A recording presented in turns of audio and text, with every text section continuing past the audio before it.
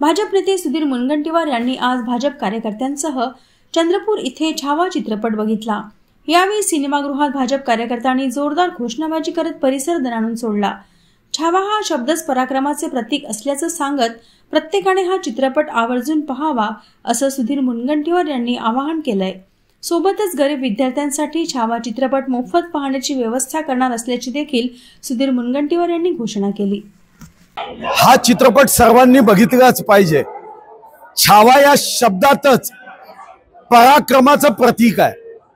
आपल्या तत्वासाठी, आपल्या सत्वासाठी आणि रयतेच्या राज्याच्या संकल्पासाठी प्राण अर्पण करणारा हा छावा छत्रपती शंभू राजा हा इतिहासातला पराक्रम हा प्रत्येक मनामनापर्यंत पोहोचवण्यासाठी हा चित्रपट बघितला पाहिजे।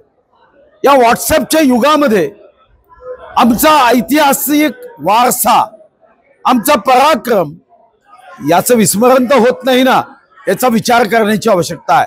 आणि या दृष्टीनेच आपण छत्रपती शिवाजी महाराजांच्या राज्याभिषेकाच्या निमित्ताने प्रत्येक जिल्ह्यात जाणता राजा केला होता की ज्या माध्यमातून तंजावर ते पेशावर असणारा हा आमचा पराक्रम या महाराष्ट्राच्या स्वाभिमानी छत्रपती शिवाजी महाराजांच्या वारसा सांगणाऱ्या शिवभक्तांच्या मनात आणि रक्ताच्या प्रत्येक थेंबाथेंबापर्यंत पोहोचावा।